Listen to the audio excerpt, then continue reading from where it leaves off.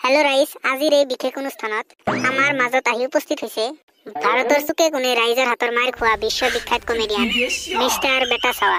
আপোনালোকে মাত্ৰ 2 মিনিট সময় ধৈৰ্য ধৰি বহক। আমি 4 মিনিটৰ ভিতৰতে এই মঞ্চত আমন্ত্ৰণ জনাম মিস্টাৰ বেটা চাৱাক।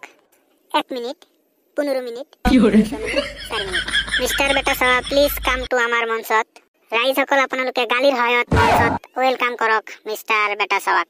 হেল্লো ৰাইজ সকল, আপোনালোকৰ খবৰ ভালনে? মা কসম ইমান ধুনিয়া ধুনিয়া ছোৱালী কোৰ পৰা আহিলে। মানে আপুনি আহিব কাৰণ আমি ছোৱালীবোৰক ফ্লিপকাৰ্টৰ পৰা অৰ্ডাৰ কৰি আনিছো। আপুনি যিমানেই ফ্লিপকাৰ্টৰ পৰা অৰ্ডাৰ কৰি নানক কিয় পাত দিলে সকলোৰে গন্ধ ওলায়। হয় নেকি? ৰবচোন কিবা গন্ধ আহি আছে। ৰাইজ সকল কোনোবাই পাত দিলে নেকি? এইটোতো স্বাভাৱিক কথা, পাত দিয়াটো হৈছে ছোৱালীবোৰৰ এটা বৈশিষ্ট্য। আচ্ছা মিস্টাৰ বেটা চাৱা, আপুনি যিমান ফেমাস হৈছে আপোনাক মানুহতো দূৰৰ কথা ৰাস্তাৰ কুকুৰবিলাকো সন্মান নকৰে। এইটো কেনেকৈ সম্ভৱ হ'ল? মই যে ফেমাস হৈছো ইয়াৰ মাজত এটা ডাঙৰ ইতিহাস লুকাই আছে। তাৰ মাজৰ পৰা মই 2 আখাৰ কথা চুৰি কৰি আনি আপোনাক কৈছো।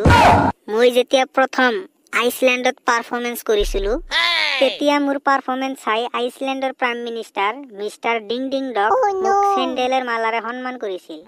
এনেকৈয়ে মই ফেমাস হৈছো। তেনেহলে কি জানি আপুনি আজিও লগত বস্তা লৈ আহিছে? নিশ্চয় লৈ আহিছো, কাৰণ মই জানো মোক ৰাইজে চেন্ডেলৰ মালা দিবই। নিশ্চয় দিব, আমাৰ ৰাইজৰ চেন্ডেলৰ অভাৱ নাই না। আপোনাক আজি চেন্ডেলৰ মালা দিব কাৰণে আমাৰ ৰাইজে আজি চেন্ডেল পিন্ধি আহিছে, হয় না ৰাইজ? তেনেহলে মই বস্তাটো লৈ আহো নেকি? অলপ পাছত লৈ আহিলে হ'ব, আমাৰ ৰাইজ পলাই নাযায় না। ঠিক আছে নট প্ৰব্লেম। অলপ বাহিৰত যাব পাৰিম না? কিহৰ কাৰণে বাহিৰত যাব? মানে মোৰ হাগাইছে।